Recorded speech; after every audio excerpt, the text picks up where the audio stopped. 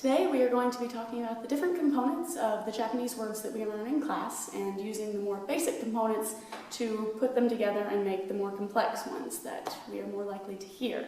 So the first thing I would like to start with is dachi, which means stance. So dachi you can put together with other components to make things like my dachi.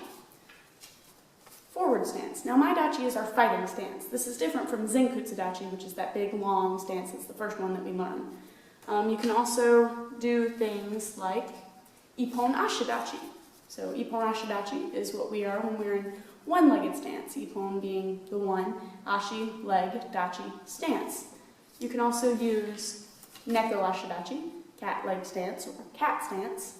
You can do something even more complex, like uchi hajiji dachi. Now uchi hajiji dachi is what we're in when we're in nyoi, so the toes are turned in. That's the uchi part. Dachi is the stance. Hajiji, up in the air what that means exactly.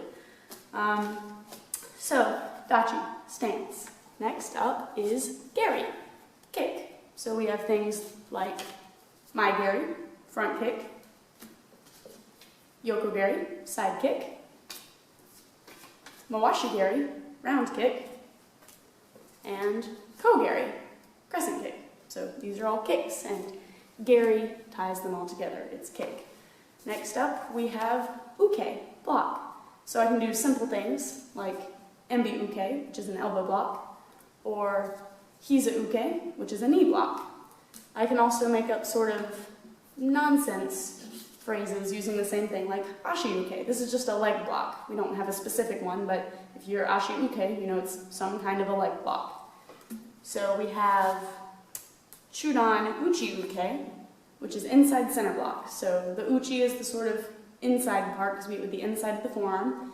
Chudan is center, so inside center block. We also have chudan soto uke, which is outside center block, with soto being the outside, chudan center block. And so there you have it. Using just 3 basic components, geri, dachi, and uke, we can come up with at least 10 different instances of ways to use these words to mean different things depending on what we're trying to talk about in class. I hope you learned something. Yes?